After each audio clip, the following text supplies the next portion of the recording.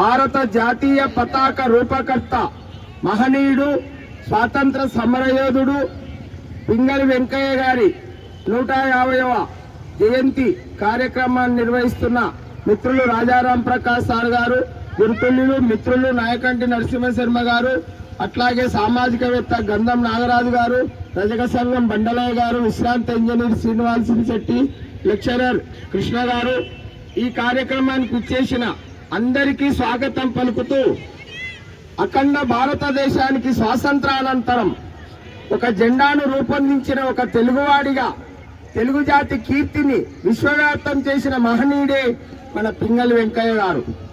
పింగళి వెంకయ్య గారు 1876 ఆగస్టు 2న జన్మించి 1963 జూలై 4న వృద్ధాప్యరీత్యా ఆయన మరణించారు. పింగళి వెంకయ్య గారు ఆంధ్రప్రదేశ్ కృష్ణా జిల్లా మచిలీపట్నం సమీపాన గల బట్ల పెనుమర్రు అనే గ్రామంలో జన్మించాడు.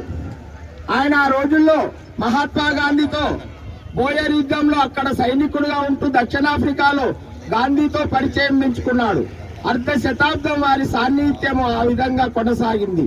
ఏ విధంగా గాంధీజీ భారతదేశానికి వచ్చిన తర్వాత విజయవాడలో జరిగిన అఖిల భారత జాతీయ కాంగ్రెస్ సమావేశంలో పింగళి వెంకయ్య గారు మళ్లీ గాంధీని కలిసి ఆయన రాశాడు, భారతదేశానికి ఒక జాతీయ పతాకం, ఏ నేషన్ ఫ్లాగ్ ఫర్ ఇండియా అనే ఆంగ్ల గ్రంథాన్ని 1916లో రచించాడు. ఆ గ్రంథాన్ని గాంధీకి చూపించి బాగుంది, 36 దేశాల జెండాలను పరిశీలించి మన దేశానికి ఎరుపు పసుపు రంగు జెండా రూపొందిస్తే గాంధీజీ ఎరుపు పసుపు కాకుండా మధ్యలో శాంతికి చిహ్నంగా తెలుపును కూడా, అంటే ఎరుపు అనేది ఒక రకంగా ఆ రోజు ఏమన్నారంటే హిందువులకు పసుపు అంటే ఆకుపచ్చ రంగు మహమ్మదీయులకని, తర్వాత తెలుపు రంగు సర్వమతాలకు అన్నారు. తర్వాత దాన్ని మార్చడం జరిగింది, అంటే రంగులను. తర్వాత కాషాయము ధైర్యానికి చిహ్నమని, తర్వాత ఆకుపచ్చ అంటే సౌభాగ్యానికి శాంతి హరితానికి చిహ్నమని, తర్వాత తెలుపు శాంతి సౌభాగ్యానికని, ఈ విధంగా 3 రంగులను రూపొందించారు. తర్వాత మధ్యలో రాట్నం ఉంటే బాగుంటుంది, రాట్నం అనేది మన జాతీయానికి చిహ్నము, అంటే నూలువడికి ఈ విధంగా పత్తిని పండించారు, రైతులకు చిహ్నం అని ఆ విధంగా. తర్వాత అది కాలక్రమేణా 1947 స్వాతంత్రానంతరం జూలై 22న ఆ జెండాలో అశోకుని ధర్మచక్రం రంగుల రాట్నం తీసేసి భారతీయ జాతీయతకు చిహ్నం అశోకుడని అశోకుని ధర్మచక్రం పెట్టడం జరిగింది. ఈ విధంగా పింగళి వెంకయ్య గారు లక్నోలో జాతీయ కాంగ్రెస్ ఆ రోజున 1947 జూలై 22న ఈయన జెండాను ఆమోదించడం జరిగింది. అయితే ఒక దురదృష్టం ఏమిటంటే ఆయన చరిత్రను మరుగున పరిచిండు. ఒక తెలుగువాడు జాతీయ పతాకం రూపొందించిండ్రు అన్నారు కానీ చరిత్రలో పింగళి వెంకయ్య పేరును చరిత్ర మరిచింది కనుక తర్వాత ఆయన పేరును చేర్చడం జరిగింది. ఒక తెలుగువాడిగా పింగళి వెంకయ్య ఒక జాతీయ పతాకాన్ని భారతదేశానికి రూపొందించిన మహనీయుడు. ఈ విధంగా ఆయన చరిత్ర ఉంది. ఆయన ఒక జపాన్ భాషను నేర్చిండు, జెండా వెంకయ్యగా, జపాన్ వెంకయ్యగా. తర్వాత పత్తి వెంకయ్య అంటే పత్తి పైన కూడా ఆయన ఒక పరిశోధనలు చేసిండు.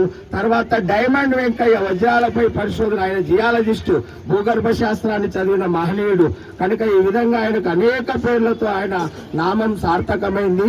వెంకయ్య చాలా మేధావి అధ్యాపకుడుగా పనిచేసిండు, ఒక మిలిటరీ మ్యాన్ గా పనిచేసిండు, భారత స్వాతంత్ర చరిత్రలో పాల్గొన్నాడు. అటువంటి మహనీయుడు వెంకయ్య గారి చివరి దశలో ఆయన జీవితం దుర్భరమైంది. ఆ సందర్భంగా చాలా మంది ఆయనను ఆదుకున్నారు. ఆయన చివరి కోరిక ఏమిటంటే ఆయన 1963 జూలై 4న మరణించే ముందు ఒక కోరిక, తుది కోరిక, నా భౌతిక గాయంపై జాతీయ జెండా కప్పి నా ఖననం అంత్యక్రియల తర్వాత జెండాను ఒక రావి చెట్టు కట్టండి అని సూచించిన అత్యంత దేశభక్తి నిరాడంబర జీవితం అనుసరించిన మహనీయుడు పింగళి వెంకయ్య గారు. ఆయనకు 2 కుమారులు, ఒక కుమార్తె. ఘంటసాల సీతా మహాలక్ష్మి అనే ఆమె గుంటూరు మాచర్లలో నివసిస్తుంది. 75 సంవత్సరాల భారత స్వాతంత్ర చిహ్నంగా ఆజాదీ కా అమృతోత్సవంలో భాగంగా అప్పటి ఆంధ్రప్రదేశ్ ప్రభుత్వం ఆయన కూతురికి ఆయన మరణానంతరం ఆయన దివంగతుడైనాక సీతా మహాలక్ష్మికి 75 లక్షల నగదు రూపాయలను అప్పటి ఆంధ్రప్రదేశ్ ప్రభుత్వం ఇచ్చి పింగళి వెంకయ్యకు భారతరత్న ఇవ్వాలని ప్రధాని నరేంద్ర మోడీకి కూడా డిమాండ్ చేయడం జరిగింది. 2009లో ఆయన పేరున భారత ప్రభుత్వం పోస్టల్ స్టాంపును కూడా విడుదల చేసింది. కనుక అటువంటి తెలుగువాడైన పింగళి వెంకయ్య గారి జాతీయ పతాకమే కాదు, అతని దేశభక్తిని మనం నిరంతరం మరవకూడదు. ఒక తెలుగువారిగా ఆయన కీర్తిని మనం ప్రచారం చేయాలని తెలియజేస్తూ ముగిస్తున్నాను.